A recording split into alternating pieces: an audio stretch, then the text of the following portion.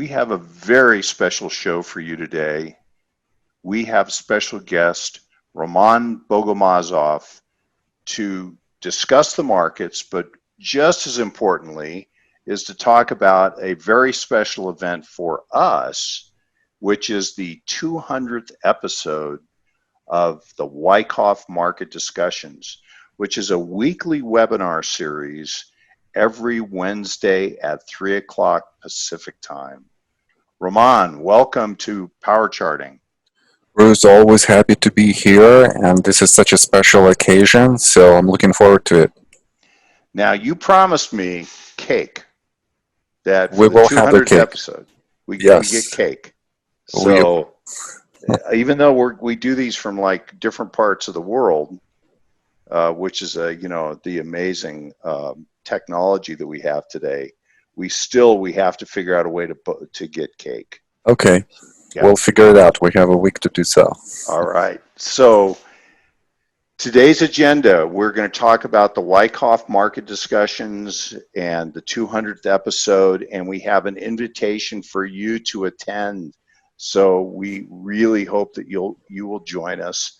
And we're going to have a stock market discussion, which is oriented towards how we approach the markets in the WMD episodes. And so with that, let's get started. And to begin, Roman, here is your wonderful, beautiful website that is just recently been somewhat retooled. It looks great. And so from here, what do we do to go down and learn more about the Wyckoff Market Discussions? Right, so under the Live Education tab, you could find Wyckoff Market Discussion. That's right there. And then it's going to be third class. You can press there, and we are going to go to the Wyckoff Market Discussion page. And right at the bottom where we are right now, there is a link, register here for the 200th episode.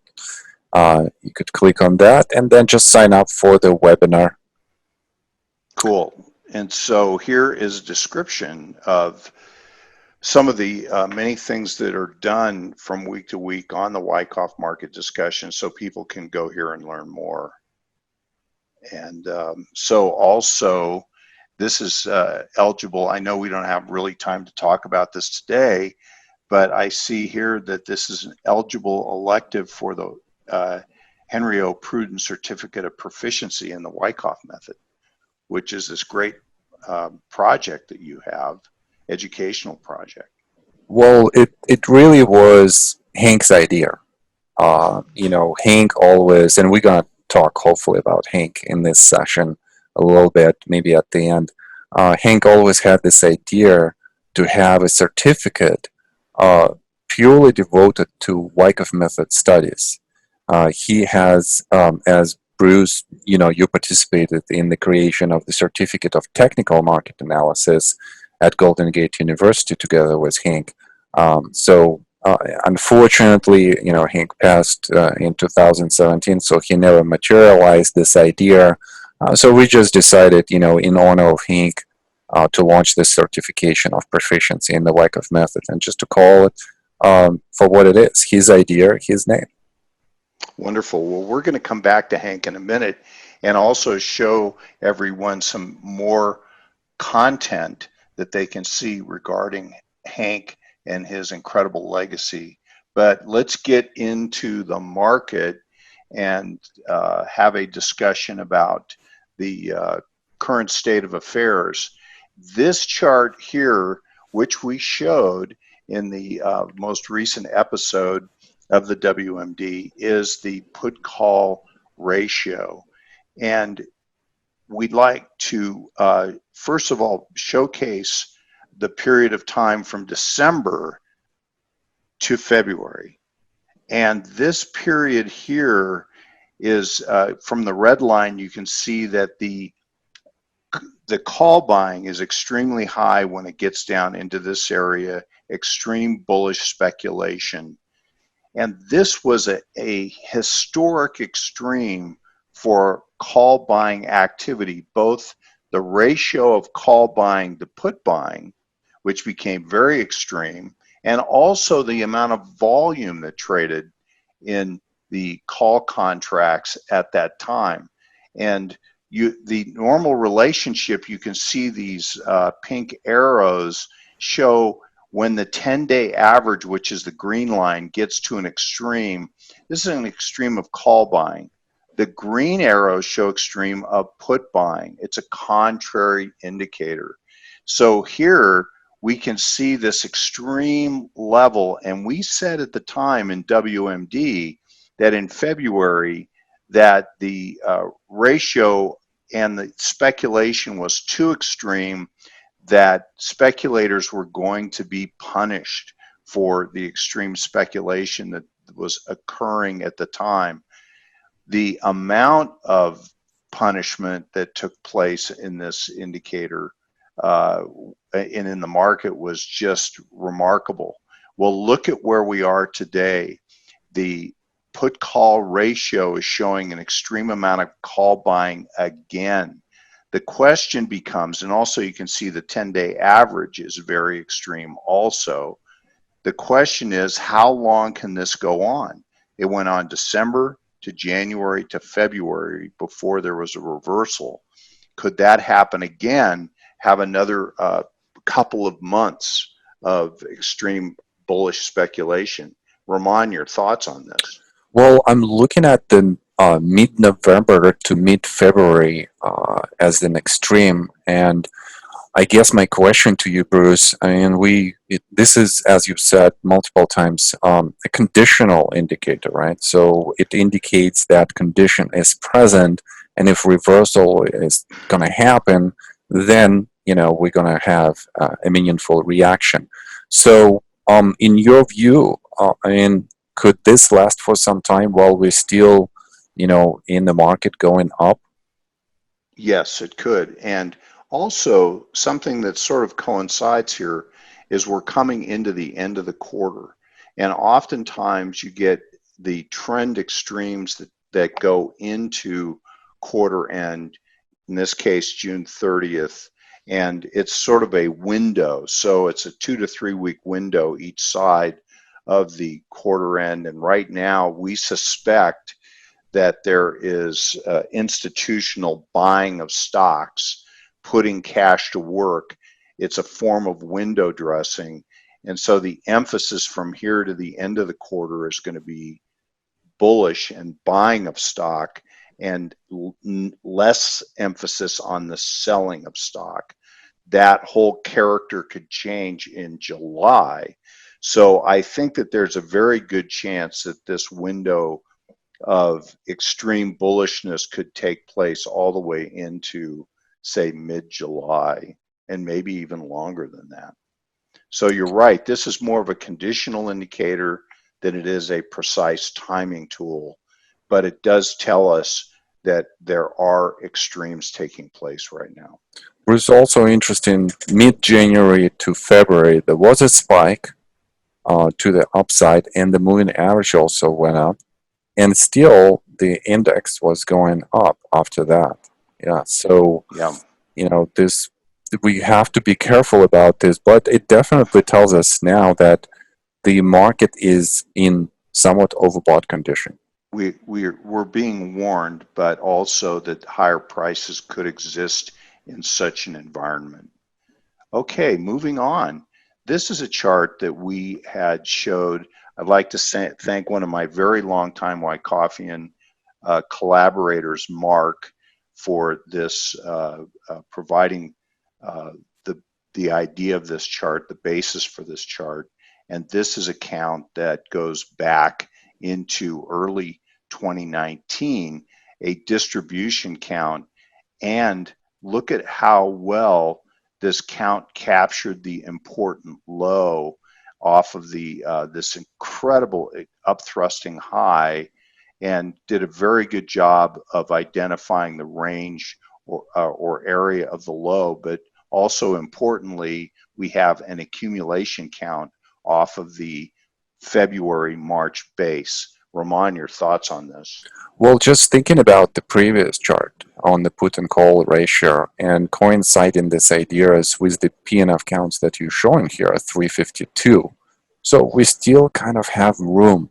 And even though we are in the overbought condition, based on the put call ratio, based on the price movement itself, um, it doesn't mean that we are done. We're going to be done when the price is going to show us the way, when the price is going to uh, create a meaningful change of behavior where the down spread increases, where supply is coming in, and we see this in the volume signature, and preferably that would be in the target zone. So I think, Bruce, all of this ideas about being conditionally in the overbought situation right now and waiting for the price, to hit those targets, to be close to them, and we are, relatively close to those targets already, Well, puts me on the alert. interesting, because Roman, notice here this incredible upthrusting action from here to here, and this was just an incredible run up without really any intervening reaction, which was climactic in nature. And notice that we're in the same price window here and here, which puts us into this target zone. Could we in fact be in the emergence of a climactic condition that's showing up on the point figure I chart? like this idea, Bruce, a lot, because also the structure of the ascent since the March 23rd low resembles a lot the ascent of the price of the December 2018 low, where the price first went up drastically and then had a pause and then continued into that climactic action. Also on the top of this, and we keep bringing this in the WMD, this level on the spiders of 272. This is where in February of 2018 or January 2018 we had the first climactic action, first stop in action. That level is going to be important, and is going to be extremely important if we're going to have some kind of reaction. And so I don't know, Bruce, if you could just like put the whole line across, you could see that off the 2018 low, this is where the pause happened. In 2020, this is where the pause happened before the price proceeded up. And this is naturally where the pause could happen again if the price will retreat. Interesting. Well, here is the vertical chart. This is the SPY daily, and of the area that we just looked at. So we looked at the distribution, which was across here, and then accumulation, which was across this area. And so, and then we have the potential for new highs up here. But Roman, any thoughts on this chart before we move on? Well, let's look at how the price moves off the low. A lot of momentum off the low. This is where institutions are seeing so much value. The prices are just depressed in the extreme oversold condition. And they don't have to have a big size there. A lot of sellers are already gone at that point of time. And then a more natural consolidation where unwinding of the volatility happens on the way up. It's a very unique, technical condition for the momentum and for the volatility to unwind like this. But we could see how the up spread diminishes, how the down spread is actually nothing to be compared to the March action. And then the move above it is also very interesting because we see just slight increases in the volume signatures in the second part of May into the end of May. This is where a lot of institutional models just basically said, yeah, we are in the established uptrend. We need to get into this trend because we are late. And that's why the volume signature increases a little bit. And that produces absorption and has some kind of rotational characteristics, if we look at the whole breadth of the market. we were talking yesterday about the rotation that the NASDAQ 100 stocks have been just really on fire, but that now we're starting to see rotation into some of the laggard type names, which are the more of the blue chip, industrial, transportation names that have really been languishing up to this point. And so we started to document them, and we will continue to do that in next Wednesday's Wyckoff Market Discussion also, because they are coming to life. It's pretty impressive. Yes. Here is, again, the S&P. And so these are just some swing trading or intraday counts. And you can see here that this is 30-minute data. And there are two counts that we have across the bottom here and a reaccumulation count. And these two counts take us up to this 2917, 3084 and 3042 to 3136. And this takes us into the area that we are starting to emerge into now. And so it's interesting. We'll watch closely what happens at this point. But these are just trading counts. These are not the large, call them campaign counts that we just looked at in the last slide. And also here, Roman, is a 2-hour S&P chart, which I think further illustrates your point about how the market has been sort of unfolding on the way up. It's the maturity of the uptrend. Yeah, one other interesting character of this chart is that as the price goes up, especially in April and May, look at the volume signature. It's actually a diminishing volume signature of the March low. So a lot of questions from students come to us, regarding this type of volume signature, which is a non-confirming. And this is where the dilemma is for a lot of the traders and analysts. How could the price go up on the diminishing volume signature? Well, if you would look at the bell curve that we've had since late February into the March action, this is where institutional participation has increased. So we could say that they both were selling and buying at the same time. And that buying has stopped the price from moving further down. And then they had marginal buys into the mid of April, and then they stopped. And they selectively buy right now. And the late institutional money are, coming into the market. Right. So now as we go into the end of the quarter, their institutions with excess cash are going to be highly motivated to put more money to work, because it's going to really their portfolios there needs to be window dressing to help make them look better if they've had a lot of cash into the end of the quarter. So this could create actually a rush of buying in June. Okay, so here is the Qs, which is really interesting. Roman, take it away. Tell us what you think about this. Well, Bruce, I'm just impressed with the Qs. And I mean, our call on March 23rd, and I went back and I was looking at this, was that we perhaps are seeing phase C in the smaller intraday trading range. We're probably going to react up from here. And more importantly, we said that NASDAQ and specifically Qs are going to outperform other indices. Why? Well, because we saw a lot of buying in those names, and that gave us this indication that NASDAQ is going to outperform. And indeed, it is outperforming everything. Now, what's interesting, Bruce, and I wonder about your opinion, as we are in this, purple-colored up channel right now, I see some deterioration of the demand and how the price moves in the last maybe like week or two. So that gives me a little bit of a pause. And we saw that S&P, most recently, and even the Dow, were outperforming technology. And that all happens at the all-time high for the Qs.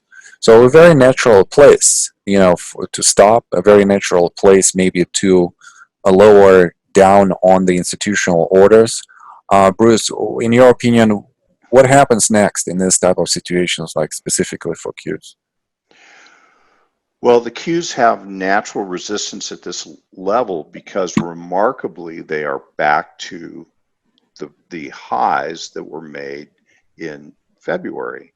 And so this is a natural place for selling to come in and will probably have the effect of moderating the buying and also producing some supply or selling at these levels. And so that isn't surprising at all. Maybe there's a bit of an upthrusting action of this channel before that happens. We do, and we're going to show you a point figure chart in just a second, but that this also is occurring at a level where rotation is taking place. So go back and look at stocks like Boeing and General Motors and Budweiser and the transportation index, the IYT ETF transportation. Look at all these stocks and notice how these depressed names, which are very economically oriented, are all of a sudden getting lots of love, and they're making beautiful turns off of nice bases. And so rotation is occurring. There isn't a lack of interest in buying. It's just rotating away from the leadership, which is the Qs, and towards the more suppressed names. I don't think the Qs necessarily are going to stop going up. They just may have to go into some kind of a pause here, and then for reasons that we'll show you in a minute, there is the potential for higher prices in the Qs. So, Roman, any more thoughts before we move on? Yeah, probably that's it. I wonder where, what's the causality and what are the higher prices that we could see here? Well, so here is a count. This is a 30-minute, 3-box reversal, 1-point scaling of the Qs. And so you can see from that spring low that Roman was pointing to across, we count, this is a conservative count, but it takes us up 240, 248. Well, as you just saw, we're very close to that level now. And so as we reach this level, and we may be able to throw up to the 248 level or even higher, but we are now at the prior highs, but there is potential for more movement in this. And so, and then keep this in mind, that this is just a conservative segmented count, that we have the potential to count this all the way over to here. And so once we achieve those objectives, which we're very close, we would then want to look for some kind of a reaccumulation structure that would take us arguably to a larger count area in the future. So, Roman, Bruce, thoughts on this? yeah, a couple of thoughts here. First of all, look at this whole formation. When we look at the vertical bar charts, we don't see this type of structure. And it's extremely important to understand that volatility was so high that it created a much more meaningful causality visible better on the PNF chart than on the vertical. So always think about that when you encounter high volatility. And then the other thought is, I guess, Bruce, the whole idea behind our conversations, how close we are to our target zones, how price is accelerating, how there is a rotation from the leading sectors to more the ones that were depressed, is giving us an indication that we're still in the short-term uptrend. We're probably in the climactic portion of it, or close to that. We're close to the target, so we could expect some kind of stopping action, reversal, deterioration of the demand qualities. And yet, the way how the price behaved and reacted of the March 23rd lows still suggests that we are in a meaningful long-term bullish scenario, at least for now. So we have lots of additional potential. We have a swing trading count that's been fulfilled, but we have a much bigger count. And notice how more symmetrical and organized the point and figure chart looks when you compare it to this vertical chart. So that's a really good point, Roman, about how we should always be looking at the point and figure chart, because it can really improve and organize our thinking. And look at these oversold conditions here on the way down. So in a beautiful test, the top of this channel. So here we have the same count area in the Dow Industrials. We've just gone up to this 26,200 level. We're just sort of there now. And then we have a reaccumulation count that also is into this same zone. So this could also produce some kind of a slowing of the upward trend.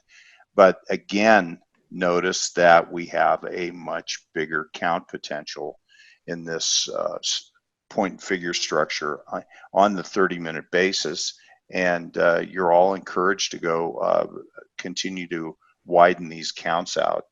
And so one last chart we'll look at, Roman. Do you have any comments on this one before we move on?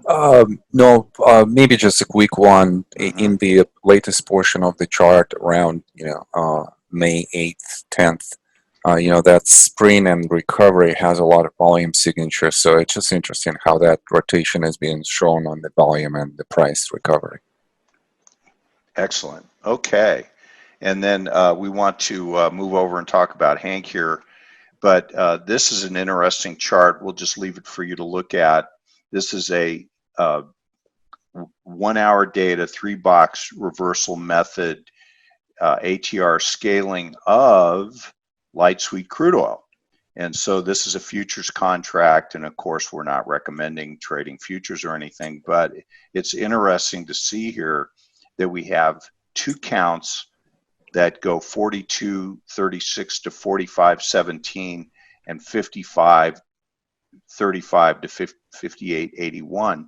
And so we're just in this like really amazing bull run in crude oil. Roman, your thoughts?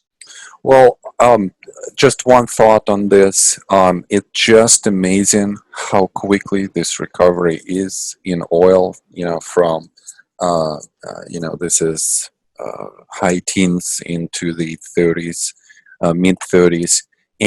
But technically, the structure is sound. On the PNF, you see the structure, you can calculate it. So it's just a function of volatility, this recovery and the move down, so which is just so amazing. Yeah, it's just a remarkable chart. Okay, well, let's take a minute and talk about our dear leader, Hank Pruden. This is a page on Roman's wyckoffanalytics.com website. And what we want to do is just point you to this remarkable talk that he gave very shortly. Last presentation he did shortly before his passing. And it's available to you to watch right here. And then a really nice retrospective on Hank's life. And in the 45 seconds we have left, Roman, take it away. Well, both Bruce and I, we own Hank so much. I personally must say that, I own him my whole career. He was just such an inspiration, to work with and to learn from, not just, in terms of the content, but in terms of how to teach, what's effective, how to manage the classroom, how to conduct yourself with students, what to point their attention to. And he was also a very good administrator, because he was leading quite a lot of programs at Golden Gate University, Technical Analysis Association in San Francisco. He's been on the board of so many technical analysis organizations. So I've learned quite a lot from him in different areas, Bruce. Roman, such a blast to talk markets with you, and I look forward to next Wednesday. Hey Thanks guys, so much Mason for Rose being here. With StockCharts.com. Thank you so much, Bruce. Thank you so much for watching. I hope you enjoyed this video. Remember, if you did, give us a like down below, leave us a comment. We'd love to hear from you. And most importantly, don't forget to subscribe to our YouTube channel for daily content from an incredible collection of technical analysts and financial minds. We'll see you back here very soon. Happy charting, my friends.